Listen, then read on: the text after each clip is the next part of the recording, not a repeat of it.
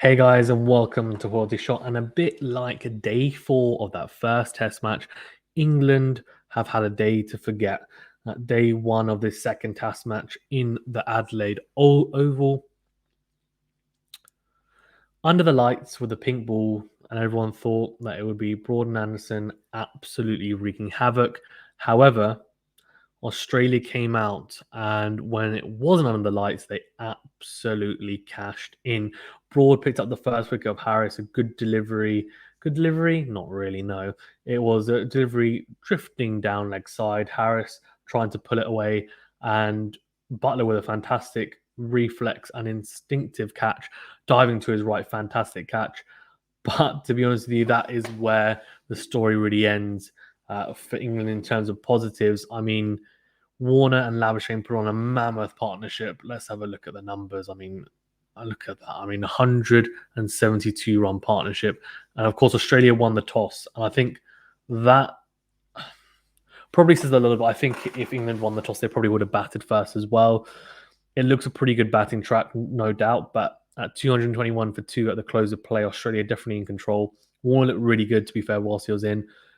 From what I know, didn't give any chances to England either until he got out. Some fantastic drives with the covers.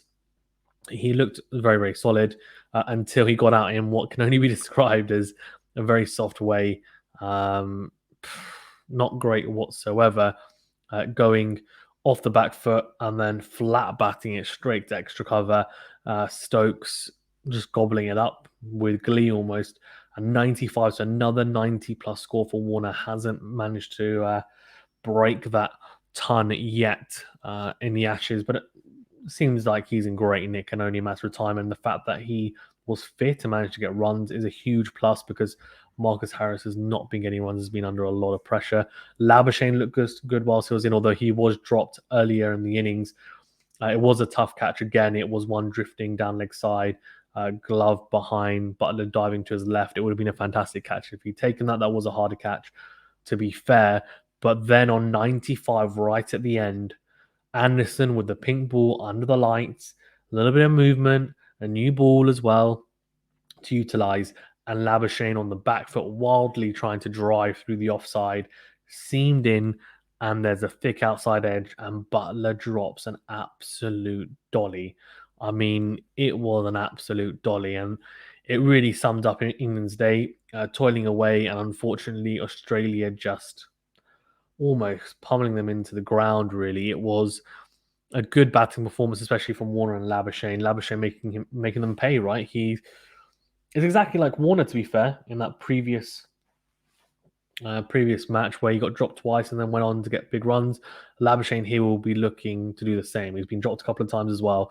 He'll be looking though to go even bigger. He should have got 100 in the last test match. He got 70 odd and looked in ridiculous nick. He actually didn't look as good for me in this inning so far. Obviously the 2 drops as well. But I think he might be able to scratch past a ton and potentially a big daddy one. But let's see. Smith came in, started off slowly. A couple of nice shots though for those 4s, and it'll take him a bit of time to get accustomed to the pink ball and also under the lights with the new ball. England will have the new ball tomorrow, relatively new ball tomorrow to utilize, but I don't know. I don't think they cashed in under the lights. I know they might have got Labuschagne if Buttler was to take that catch, but the significance of Broad and Anderson with the pink ball under the lights, I think we've heard that England haven't won a single day-night test match for quite a few years, if ever. So, yeah, it says a lot really about that. Anderson, Broad, fantastic bowlers, but not everyone. I think the only bowler off the top of my head who I think is quality with the pink ball under lights is Mitchell Stark, to be fair, and has a real difference. You can see Anderson very miserly. Same with Broad as well, to be fair. But it was just patience, really, from Australia plugging away. They'll be disappointed England not to have taken their chances. Those 2 catches off Labuschagne, especially. Robinson, miserly, Wokes as well. Stokes got a little bit of tap, but then also picked up a wicket. And Joe Root having to fill in with the ball, which is not ideal because you want him to be fresh when he's batting. 11 overs in a day. It's not great. I can only imagine that he will potentially get attacked at some point in this match. And if that happens, England are in a world of pain because they're going to have to find the O's from somewhere. And without Jack Leach in there, it's going to be very, very difficult. But yeah, very, very interesting. Of course, no Wood. Wood would have been pretty good, I think, in this, but they had a tough decision, to be fair. They had to play Anderson and Broad. Could they have then played Wood instead of Wokes or Wood instead of Robinson? I think Robinson played well in the last match. Wokes as well with the pink ball. Under the lights, expecting to move it. Either way, looking a little bit samey. That's the only issue.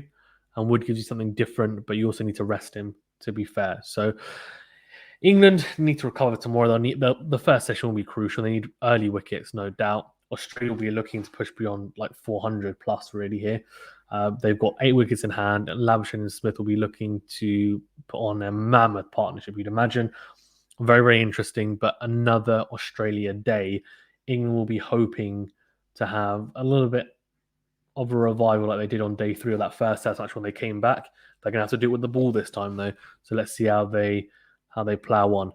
Thank you very much, guys, for tuning in. Please remember to smash the like button and subscribe to the channel if you haven't already. We should be doing some watch-alongs of this test match in the coming days, so do keep an eye out for that. We also do have an interview coming out as well for a PSL player. It is in Urdu, though, so Urdu or Hindi. So, yeah, apologies for those English speakers, which I know a lot of you are, but that was the player's preference.